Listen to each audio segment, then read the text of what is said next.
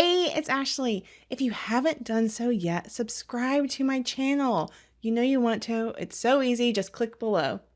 Today on the Courageous Word podcast, I have Stacey Brass-Russell. Stacey is the founder of Inspired Evolution LLC in New York City and is an evolution life coach and business strategist. She works with soulful and creative individuals who want to overcome life's challenges, confidently embrace change, and take action so they can evolve and use their passion to prosper. I am here today with my friend Stacey. I am so excited for you to hear all the amazing things that she has created and how she is helping people. And she has so many fascinating things about her life. And one of them is that she played one of the orphans in Annie on Broadway. So, Stacey, please tell us a little bit about that. Like, how old were you? I'm just so excited. I know, and Andy does tend to get people very excited. So I was actually in the original production of Annie. So I was in the show when I was 10 years old, which was in 1979. I came into the show as a replacement in the first round of when the original orphans were starting to leave, and a second round of orphans was coming in, and that was when I came into the show. So when I was in the show, actually, Sarah Jessica Parker was Annie. Stop. Yeah. so so I auditioned, and look, Annie, for people that are maybe that are millennials, Annie did not have the same impact on their life. But if you can imagine the Hamilton effect, that's what Annie was like in terms of, at the time that Annie was on Broadway, it was uh, everyone wanted to be in it. Every little girl, and actually many little boys wanted to be in Annie. I went my whole life, I was in, showbiz theater, and I went to sleepaway theater camp, and I was always in theater. And one thing I know is how many of my peers, even when I was in college, like how many people you meet that say that Annie was the thing that made them want to be a performer. Mm. But if they were anywhere between, like 5 years old and, 15 years old when Yeah. Annie was on Broadway, I think it was a huge motivator for so many of our current artists Yes. decided from just the show itself. So it was a very exciting time. And um I went through my most rigorous audition process was for Annie. I mean, I've, went on hundreds, thousands of more auditions in my life after Annie, but that was probably one of my most rigorous auditioning experiences as a professional performer. Oh my goodness. Oh, I love it. Yeah. Yeah. I'm only 10 years younger, so I was in that prime age where Annie was part of my childhood. I don't even remember what these were called. It was something in between or maybe before VHS tapes, but they were these huge, big, I mean, it was like the size of a record that you would put Yeah. into a player. I don't remember what it was called. But I remember we only had Annie and one other thing, but Annie was like a staple. Like, yeah, just amazing. Yeah, yeah.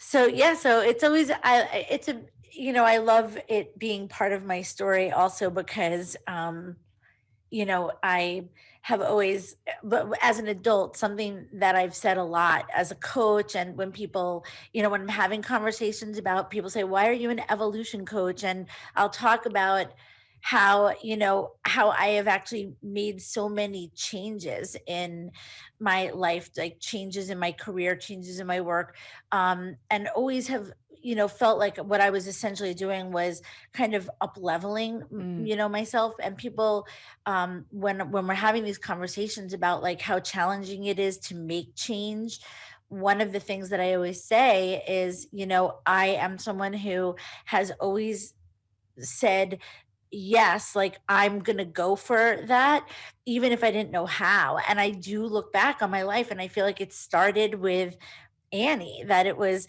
this thing that at that time when I was 10 years old, I didn't even know that it was something where I would think I would like that and then right away think, but I don't think I can have it. And I think that's something that happens as we Mm. age and get older, is that we start to accumulate these thoughts and these beliefs. And sometimes it's I would really like that, and then immediately followed by, "But I probably can't have it." And when I think about my journey of, being in Annie and the idea that I don't remember there ever being a time that I thought, "I can't I can't be in that, or I can't try or whatever, and so I think back to that time of how, Annie was happening, everyone wanted to be in it. My parents were not show busy parents at all. And I was taking dance class and doing things that kids do. And I happened to have some talent, and that other people were recognizing, right? Like my dance teacher or the people at my camp or whatever. And they were kind of saying to my parents, your kid is talented, and my parents were so young and naive, and they were like, "Oh, that's wonderful." Like they just thought, everyone's kids are talented. And and so when I started saying to them, I would like to, be an Annie, they were like, "Oh, okay," and so even when I went and met with this children's talent manager, when I was at that age, and I told them I want to be an Annie, and even they were like, "Oh, okay, well, you've never gone on any auditions before, but we'll take it, one step at a time." And then a big audition happened for Annie, and I went with hundreds of girls. But, I just really do think about that time as the beginning of my sort of journey of getting to have that experience of, if there's something that you want, you're just going to figure out like what steps you need to take to at least be on your way to getting there. I love that so much. And I think it speaks a lot to, I feel like when someone has that type of confidence and everything and just like, no, this is what I'm going to do, it shows a lot about the people that are around them. Like, yes, your parents didn't get it, but they but they weren't stopping you, they Yeah. were, and I think that's huge and It's amazing. huge, and I'm very fortunate. And now as a as an adult, well, I've been an adult for a while, and I've been doing things that help other people for a long time, for more for a couple of decades. And I do know I learned pretty early how fortunate I was that I had parents that were so supportive and that were, really encouraging. And really no one ever said to me, "You can't." No one ever said to me, "No, no, you can't. You're not good enough. You're not talented enough." And I recognize how lucky I am, because I know that that is not everyone's situation. And many times, and many of the people I work with, and I'm sure that you work with, given what you do, um, I do spend a lot of time with people, having to kind of support and help them to, get into a place now in their lives where they can change that story or that belief that someone that was imprinted so long ago, and that can have such a the ripple effect and the impact on, the action that someone may take in their life can be, it's incredible. So working with people to kind of undo or rewire, however you want to put it, is something that is, a part of my work. And I know it's a part of your work too. Absolutely. And I agree. I think that so many times people don't take those steps back to really look at where some of those limiting beliefs came from. So I love that you do that. And your business is called Inspired Evolution, which I love. It's so inspiring in Yeah. the name itself. So, what is it all about and who do you help? So yeah, so what it's about is, inspired evolution came about because I, you know, as we now know, I was a performer, and I really did spend a lot of my life in show business. Um, and then at the same time, I also had difficulty and hardship. My father passed away when I was 19, when I was a sophomore in college at NYU, and it was kind of like this interesting simultaneous thing that happened, which was that I got cast in my next Broadway show, which was Fiddler on the Roof, while I was right when I was supposed to be a senior in college. And it kind of coincided with the aftermath of my father dying and my mom not really doing very well. And it resulted in some really, really bad financial, situation. And so it kind of coincided with my not probably wouldn't have been able to really go back to school for my senior year because the finances just weren't there. The money wasn't there. And so, I got to go be in a Broadway show, and I kind of, just I looked at it as, all right, well, this is the universe telling me that, I do have a career. I am a working actor, which is like all my friends that I was in college with, that's what they would have liked, right? And so I didn't go back to school for my senior year, and I was in Fiddler on the Roof. And I kind of looked at it as, like I said, a sign. But the next couple of years of my life were really challenging because I was cut off unexpectedly. And again, I know these are like, whenever I have these conversations, I know that other people didn't even have the luxuries that I have, that that I was being supported, being put through college, but that abrupt, out of nowhere, being cut off, and being a performer in New York City, where unfortunately part of what you need in order to make it is you need money, because you have to take your lessons, and you have to you have to be able to go to your vocal coach, and you have to get headshots, and you have to be able to be on your game, and then if you're struggling and I was living in sublets, I was living on people's couches sometimes, in between, getting a show. And, a lot of times also you work out of town a little bit, like you go do a regional theater show and come back.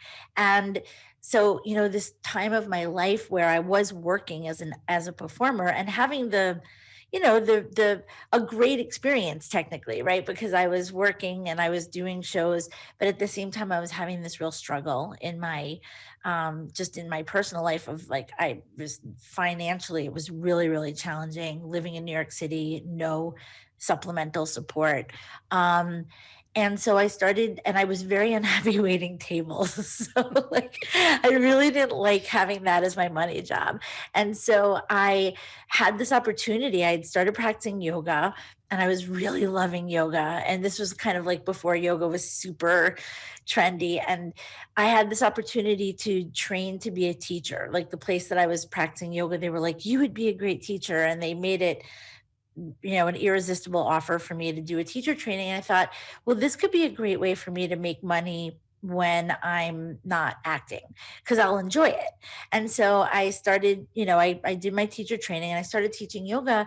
And all of a sudden, so many of my skills as a performer were translating into the classroom.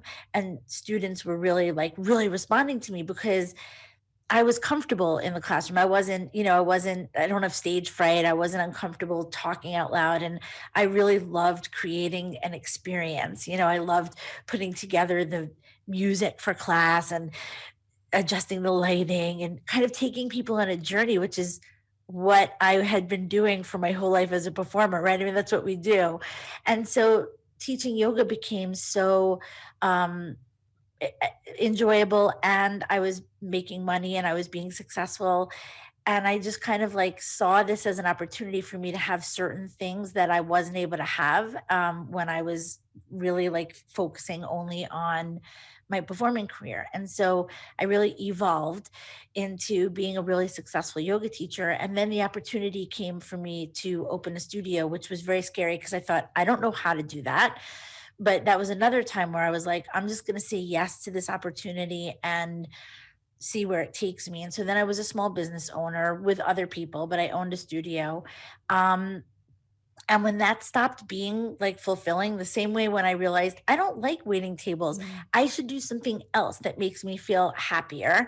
When owning the studio started to get heavy and sort of like, wow, this is not what I thought I was signing up for, I started thinking again, like, I'm not the kind of person that thinks that I'm stuck, or that this is my lot in life. And so when I did my first coaching training, it was because I thought, okay, I want to figure out like what's next for me. Like, how can I up level? Like, I don't want to leave owning a studio and then feel like I'm now going backwards. So what does it look like for me to move forward? And so Inspired Evolution, when it came time to kind of name my company, Inspired Evolution really felt so on point, because one of the things that I think people come to me for, because they know my story. A lot of people know my story. A lot of my original clients were yoga students of mine for either, 10 or 15 years, who saw all of my journey, who came to see me perform, because I've never stopped singing, I've never stopped performing, and kind of see me as this person who incorporates everything and keeps moving forward. And, for me, inspired evolution is, you're never a failure. Just because you may change what you're doing and start something new, it doesn't mean that what you were doing before, that you failed at it, or that you sucked at it, or that it was a mistake. But this is your opportunity to evolve. You're a human being. We're designed to keep evolving.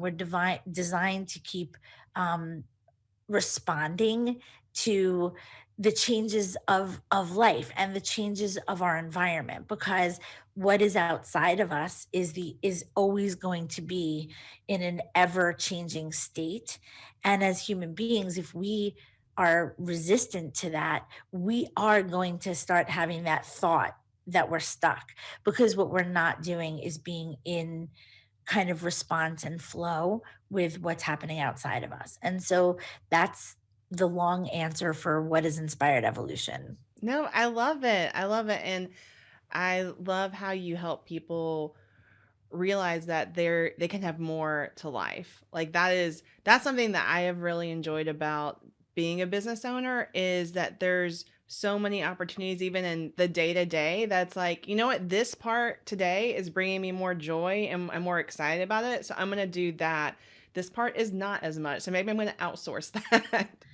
And I know Yeah. that's on a very small level, but I feel like so many times I've been in so many jobs where you just think, okay, I'm doing this to get a paycheck. This is what life is like. And, no, it can be so many different things, but sometimes we just have this very small view of what life is supposed to be like. And so we don't go there. What do Yeah. you think, like with all these different people that you've worked with, like what do you see being the common roadblocks that keep people stuck in that one place? Well, I think that a lot of the people that I work with are people that often either went to college for, or just even when they were younger had this idea. Like, a lot of the people I work with are creatives. They're people that maybe they did start off like trying to make it in show business, or there's some sort of creative, or, whether it's writers or dancers, or a lot of the people that become yoga teachers are people also that kind of come from that same background. It's like you kind of go to college and you have this idea that you're going to be either a creator or an artist or in service, and then you get out of college, and in order to pursue that work you have to earn money.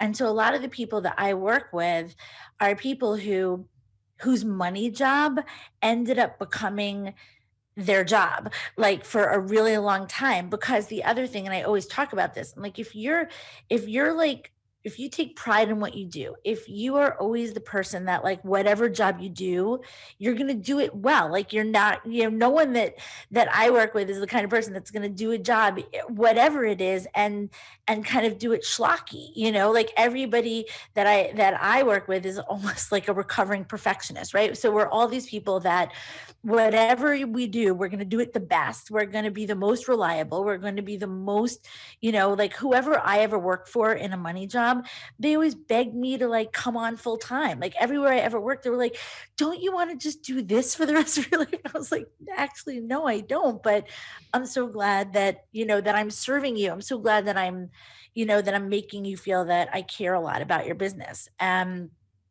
So a lot of the people that I do help are people that get to this point, right? Whether it's 10 years in, 15, 20. And so that means what? They're anywhere from, in their 30s, or, often more 40s, 50s.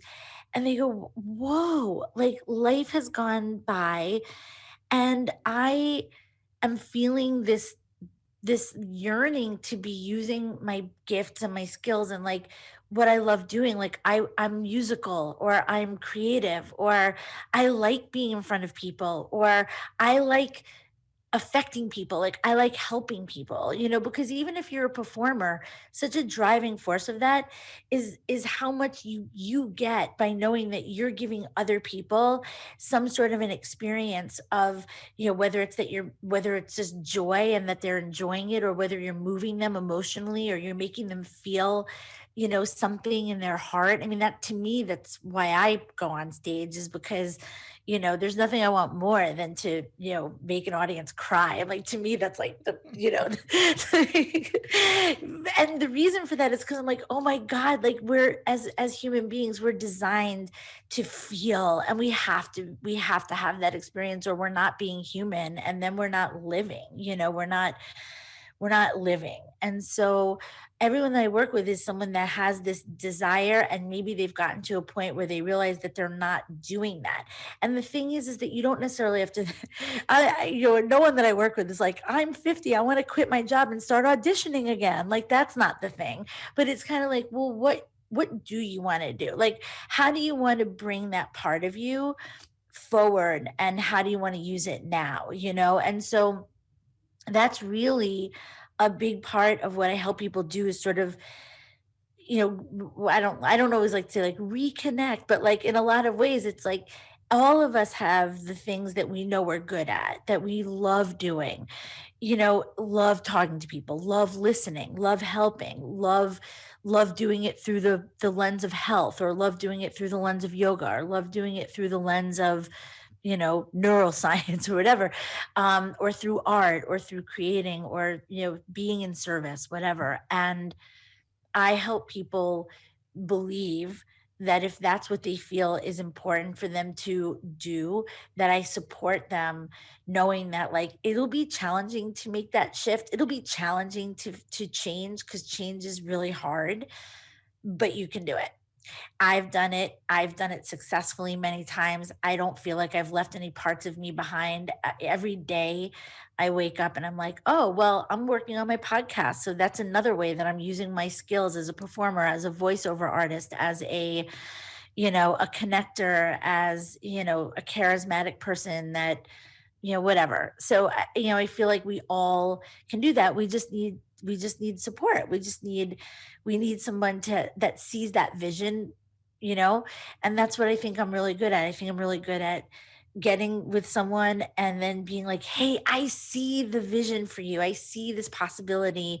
Do you see it?" And then, if you do, then let's figure out like what you have to do in order to like start feeling that this is incorporated into your life, whether that's like creating a new business, which I do with people, or just making sure that they feel more aligned, so that they're showing up every day using more of that, of what they know are their like passionate gifts and skills. And that also comes into, I know what you do, the worth piece. It's kind of like, I think we feel much more worthy when we learn that like we have things that are special and unique about us.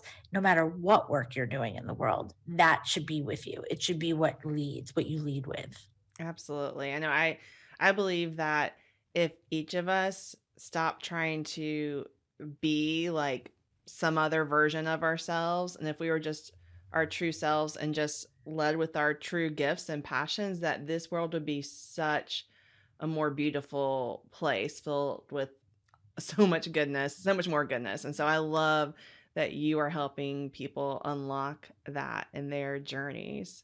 What has been one of your favorite experiences with a client to see their transformation?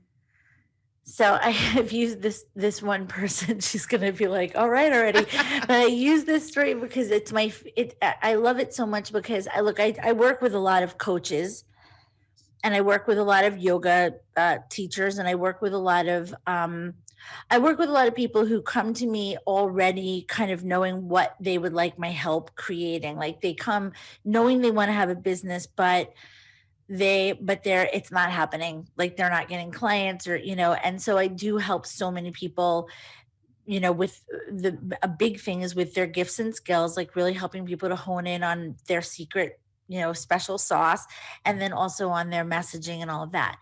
But I also help people figure out what they might want to do if they come to me and they're like, I know I have to be doing something else. And so my favorite story is, my client who, I met her because she was actually working at the Container Store, and which I don't know if you have that where you are, but I know it's like a national store. Anyway, when I moved into my apartment that I'm in now, I got a walk-in closet, and I was like, I need to have my walk-in closet, with the right shelving and all of that. So I went to the Container Store, and she was my person who helped me design my closet, so we spent some time together, and of course we were chatting, and she was someone who came to New York originally to be a performer, and here it is years later. And but we like totally hit it off, and we followed each other on social media. And a few months later, I see her booked in on my schedule for a discovery call, and we get on the call, and she said, I've been working at the Container Store for 16 years, and I need to figure out what's next. Like, I need to do something, new, and I have no idea what it is. And when she came to me, the number one driving force was leaving the job. And within our first call, I'm not saying I convinced her, but through really, really good conversation, I helped her to realize that she could stay in the job, and that having that security and that income would make it possible for us to start creating her new business, which also came out in this one conversation where I focused entirely on what do you love? Like, what are your passions, gifts, and skills? And this is a person who identifies as the one who everyone calls when they're coming to New York City for recommendations, for, she takes people around. Her favorite thing is showing people whenever she goes to other cities, she's the one like that's the leader of the group. Everyone's like, "Oh, you just decide what we're doing." Um, and we ended up creating her business, which is, I'll just say it, it's called A Day Off with Sharona.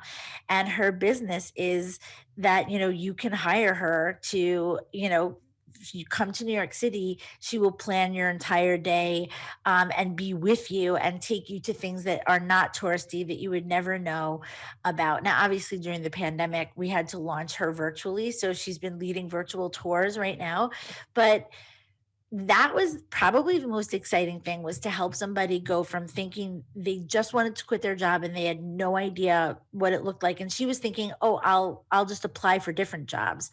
And we ended up creating what I think will be, especially once she can, once people are traveling again, is going to be an aligned, amazing business that she is going to wake up every day feeling so excited that she's using all of her gifts and skills. Because even as a performer, it's the same thing. She's charismatic and, loves to talk to people, and she's all about people. She's all about, when you go to a city, you should be connecting with the actual people of the city, and not just doing this sort of like touristy, thing where you look at buildings, but actually like interacting with, people that actually have businesses. And so anyway, that is one of my more exciting stories. And, the transformation mindset wise of, first of all, kind of even the simple reframe of seeing her current job rather than as like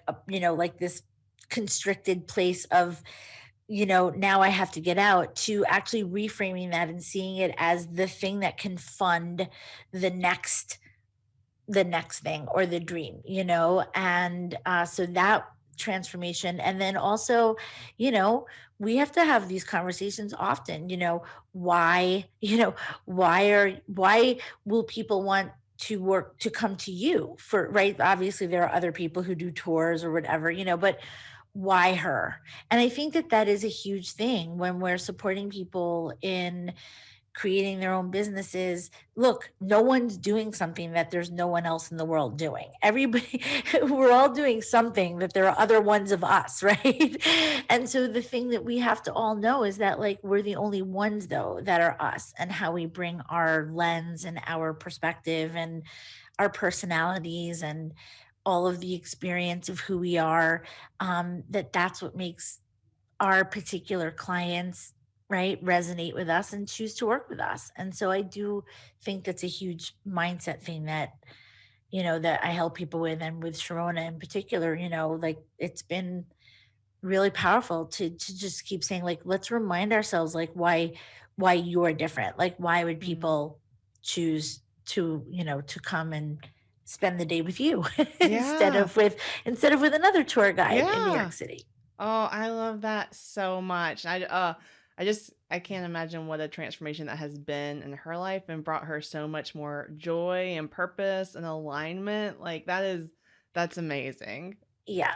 Oh, well, and Courageous Worth is all about living from a place of recognized unconditional self-worth. And it's courageous because that can be really hard in the midst of either external voices or internal voices, telling you that your worth is conditional based or that you're not enough, all these different things. And it's clear that you help your clients so much in that areas. And so what have you seen like that is just a really good thing for people to remind themselves that they are worthy and their voice is needed?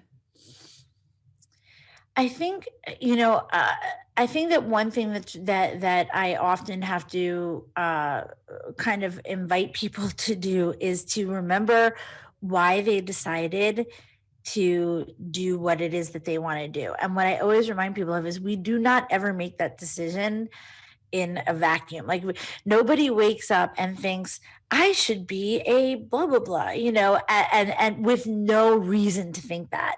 And very often when people are entrepreneurs, or they're like kind of trying, they're really working in their business. One of the things that I think can happen is we can start to lose that connection to like the original reason that we thought we should do what we're doing. Like for me, even though I'm not a health coach now as my business, when I think about why I chose to do my very first coaching training, which was a health coaching training, was because, as a yoga teacher, I was talking to people every single day who were sharing all of these things with me about like their physical body, their emotional, like, they were just sharing with me. And I started to feel like, wow, there are so many people that need another level of support from me, that I feel that as just their yoga teacher, it kind of feels like, like I need to like go the next step so that I can feel more confident that I can offer them a different type of support than just like, well, I'm really supposed to be talking to you about your yoga practice and not other stuff. So I do remember that when I became a coach, it was because I saw the need right in front of me of how people responded to me. What did they want from me? And I think that that is a huge thing that we must do. And when someone is starting to question their worthiness of doing the work they want to do, or their confidence, I always say, let's go back to what let you know that this is what you should do, because you were Mm. getting signs. Mm. You were getting signs, whether it was the way people ask you questions, or what people start to come to you for, even though you're not officially that. Or you know what you're good at, and you know it by looking at the way other people have reflected that back to you. That's a big part of it. And and that is one of the number one tools that I use. I say, let's go back. Let's go on a little timeline search, and let's find the evidence that is there, because it's there. Yeah. Yeah. Oh, I love that. And that's such good advice to anyone and everyone to go back and look at those things. And I know that you have a couple different systems that you've created, and one of them is the Evolve system. Can you share what that is and how any takeaways that the person listening right now can take with them? Yes, absolutely. So evolve is what I call my system of change.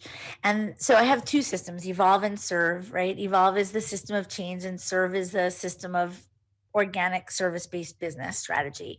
Um, and so, I mean, we've already talked about the fact that, I became a yoga teacher, and I started teaching yoga, and that became a huge 20-year, part of my career. Um, and also training other people to be yoga teachers. And so for me, one of the things that became really important for me as a teacher of yoga was making sure that in the yoga classroom that I was always teaching philosophy of yoga, and the spiritual, not spirituality, like I always say, like I'm very known for being kind of like non-religious spiritual, like meaning I really do believe that we are designed to be connected to the universe. We're of the universe. We have to believe that there's some sort of source energy or whatever it is for you, whether it's the word God, whether it's universe, whatever it is.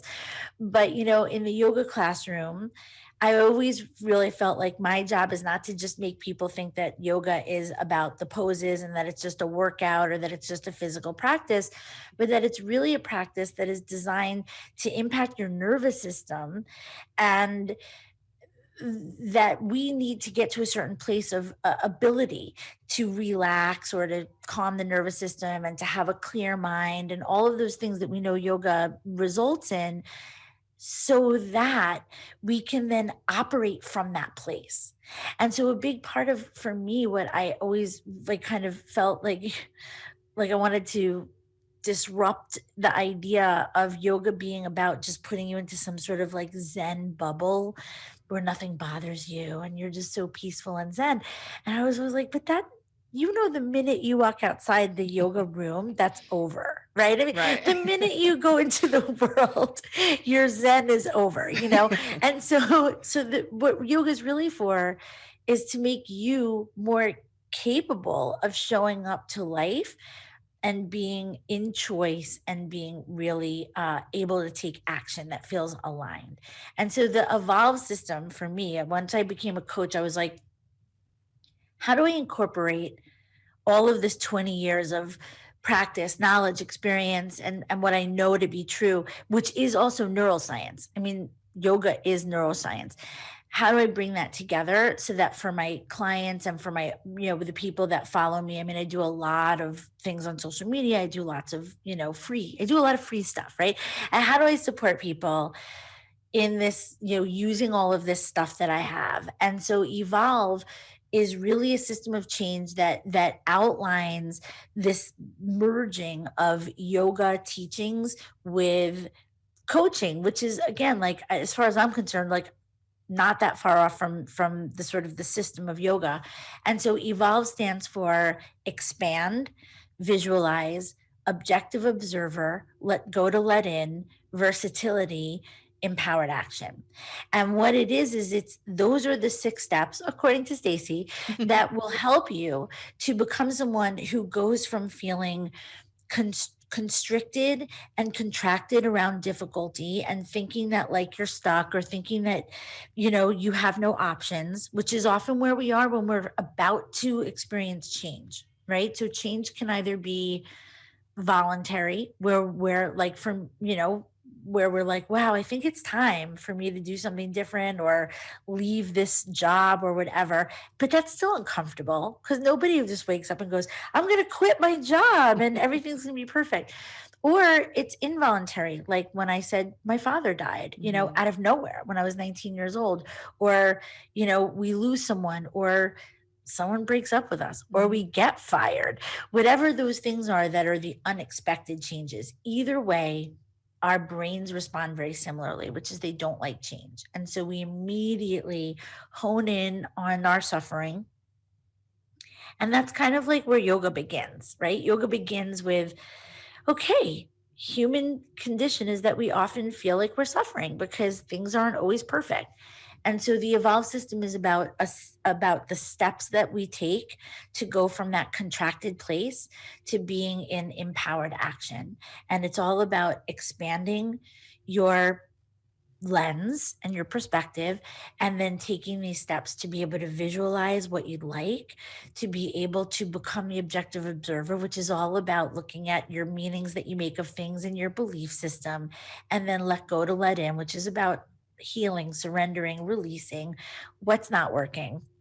At what point do you want to decide like, oh, okay, you don't need it anymore? Yeah. And then versatility, which is the ability to make a choice, right? Choosing. That's what is the whole thing. The whole thing is getting to the point where you see options and then empowered action. Actually doing that thing, which is inevitably going to be something that scares you, right? I mean, like the minute you're doing something new, you're in risk mode, you're outside your comfort zone, but nothing ever happens. We do not change or do something new without having to take that terrifying first step that feels like we have no idea what the outcome is going to be. But the truth is that we can load up, we can use tools so that at least when we take that super scary step, it feels like it's coming from a place of power and a place of confidence that like we know it's what we need to do, and whatever the outcome is going to be whatever it was meant to be. So that's the evolve system. uh that it's not that we have to do it in that chronological order, but it really becomes wonderful when I'm working with someone and something comes up and I can say, great, like what do you think, like right now, how can we step back and become more objective right now? How can you see this not from only your own point of view, but how do we do that? Or hey, where are we right now? Are we in contraction? What can we do to start to just create some expansion, even if it's physical, Yeah. like physical expansion? Yeah. Yeah. Oh, I love that. And I just, yeah, I just can imagine all the ways that it helps people take those steps of change and just a very holistic way, and holistic in regards to like whole, like all the different areas, as well as holistic in other ways. But Yeah. I think I love it because it just sounds like you walk people through all these different areas that they need to explore, where sometimes I think that we get so excited about an idea that we just get me there, just give me this point, and we don't do all the work that's going to us up best to be there, as well as give us the endurance and longevity we need to be there as well. Yeah, I mean, listen, some people are, like we all have different areas that we tend to get caught, like kind of, we all have different stuck spots, you know what I mean? And so this system is like maybe someone doesn't need every single part of it, but I do think that one of the things that I think, if one of your questions that you told me you might ask me is like, what do you think is like the biggest thing that comes up for people that you help? And the answer is overwhelm. Because what happens is when you think that there's a million different things that you need to do in order to get the outcome that you want, right? Like, so let's say you need to make a change, or you want to make a change, or something's happening, it feels overwhelming because you're like, I don't even know where to begin, but I know that there's these million things that I need to do. And the systems that I create, my intention is to help people to get out of overwhelm, so that instead of it just feeling like this overwhelming sensation of, I don't know where to begin, I don't know why I feel this way, I don't know, you know, I don't know how to do this, I don't know how to do. I think that the minute we give ourselves, and I help people to feel that they're okay, there's a system. Like, I get it, but there's a way to get out of overwhelm. And I think that that's one of the most important things, because when people find themselves in that paralysis or in that inactivity, or they're not doing anything, very often it's not because they don't want it. It's not because they're like lazy, or it's because they've become paralyzed, and usually it's because they feel overwhelmed. Mm, absolutely. Well, and I'm excited because you have a group program that's starting in April. So tell us a little bit about that and how people can get involved. So that's actually called Out of Overwhelm Oh, and Into perfect. Action. Yeah. So that is my group program that helps starting out service based. I've learned that not everyone thinks of themselves as an entrepreneur, so I've stopped only saying entrepreneur, because I know that when people are in the early stages of their business, they might not think of themselves as an entrepreneur. But I help service based individuals um, really understand that there's a foundation for laying down a business. So, one of the things that so many people that are empaths, that are service based, that are heart centered, that are soulful, that are creative, one of the things that they resist is and I put myself in that category for a while, but now I'm past it. But the category is I just want to do my work. I don't want to have to create the clients or do the marketing or sell anything because that makes me uncomfortable. So all I want is to just stand here with my wonderful services and gifts. And I just want people to like come and want to work with me. And unfortunately, we can't build business that way, right? It doesn't Yes. work. So, so what I do is I really do help people like that to, not feel like they have to do things that are uncomfortable because I'm all about organic service-based business strategy. And I help people to really also understand what you really need to do for a foundation. So rather than you just started out, you have no idea what you're doing. You're all over the internet and you're thinking, should I take out Facebook ads? Should I pay for a funnel? Should I do this course? Should I do that? Should I hire a social media manager?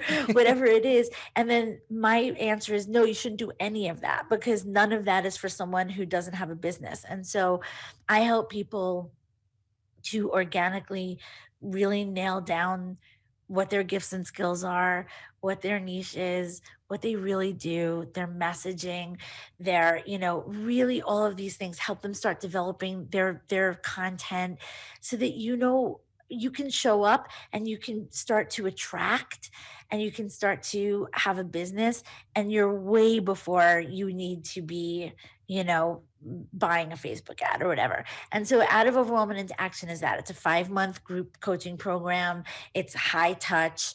It's a lot of amazing content, 16 master classes, and a lot of one-on-one attention from me. It's a small group program. It's not like a course where you're one of hundreds. Mhm. It's a really intimate program, and I have helped so many, people really create their businesses and put their foundation down. And so that starts in April. And yeah, a lot of the people that come into it have already started their businesses, but they're just not getting the consistency of clients and income yet.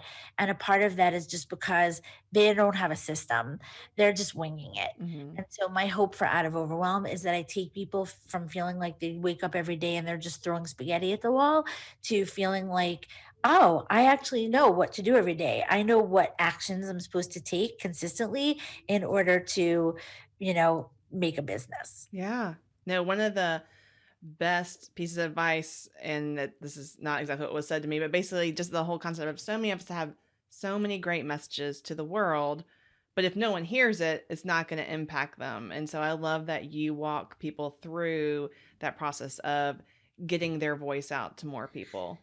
Yeah. And look, being seen and heard, you've asked me like, what do you think is the biggest struggle? I'm like, there's a lot of struggle. Yeah, And yeah. one of them is also that vulnerable piece, right? That being Mhm. seen and heard. Like, again, I said, oh, I'm so lucky. I love being on, I'm happy to be on camera. Right. I mean, that's like, I'm an actor. Yeah. But think about how many people are not, and they Mhm. and the idea of doing Facebook lives or the idea of putting photos of themselves, on social media is just, you know, Yeah. it's terrifying to them. And then on the other hand, I have to help people to say, okay, I get it. But in this day and age, like with the availability of online, everything, people need to see you. They Mhm. need to hear you and see you. They need to connect with you on that level. And so I'm here for all of that. Like, let's find what feels authentic. Let's do it the way that feels right to you, but we got to find the way. Right. Because if what you're saying is I want a business, but I never want anyone to like see me Yeah. or Yeah, it's or not hear me, it's going to be really hard. Right, right. No, I completely agree. Oh, well, and where can people connect with you online? So, well, I have a website, www.staceybrass-russell.com, and I do have a gift to offer to the Courageous Wealth audience. And so if they want to go there first, that's my website with a slash Courageous Wealth. And that is going to be a strategy practice that I would love to share with your audience, which is for them to be able to wake up every day and get out of overwhelm and figure out what they need to be doing either in their business or their life for that day. So that's something, an easy way to find me. And then, I have a presence on Instagram as me, Stacey Brass-Russell, and I do have a Facebook group called Passionate and Prosperous. And so those are like, I put out a lot of content in, like I said, for free. I believe in being in service and I want to support people as much as possible. So in those areas, there should be plenty of plenty of Yeah. ways to find stuff. No, and thank you so much. I'm so excited to promote all of that. It'll all be in the show notes and links so people can easily connect and find all those places. So thank you so much. Thank you. Yeah. Well, and in closing, there are two questions I like to ask each Yeah. guest. So one is, what is one of your favorite qualities about yourself and how do you live that out? I think one of my favorite qualities about myself is my personal connection. I think that personal connection is something that I value, and I think that it comes through in my business as well as in my personal life. So um I'm really available. I'm that friend that like remembers everyone's everything. I'm the person who goes, "Hey, we can't let too much time go by before we have a dinner plan or whatever." And I think that my in my business, I think that I'm the same. I'm that person that reaches out to people that comment and say, "I'm struggling with this," and I think I show up. So I'm a real shower upper. So I think that that's and therefore I make a lot of personal connection and people feel seen and heard by me. I think that that's probably one of my best qualities. I love that. And I think that is huge. And it just, yeah, I've just seen that it's one of the big lessons in life, that the more that we show up for people, it just really communicates to them how worthy they are, that they are worth being, you know, connected to and supported. So I love that so much. And the last question is, if you were given a megaphone that could speak to everyone in the world, but you could only use it one time and say one sentence of advice or wisdom, what would it be and why? It's going to be change is never a sign of failure. It is your opportunity to evolve. Mm, I love that. I love that. Oh, well, I am so thankful to have had you on, and I'm just excited for the person listening right now. I love how you help people, whether it is them following their passion to create a business or following their passion just to figure out how they can produce that in some way more in their life and find more alignment. So if you are listening right now and this message just really spoke to you, I hope that you'll connect with Stacey. Again, we'll have all the information in the show notes. And Stacey, thank you so much for being on the podcast. Thank you, Ashley. It's been a pleasure. And thank you for being so generous with your questions and your time.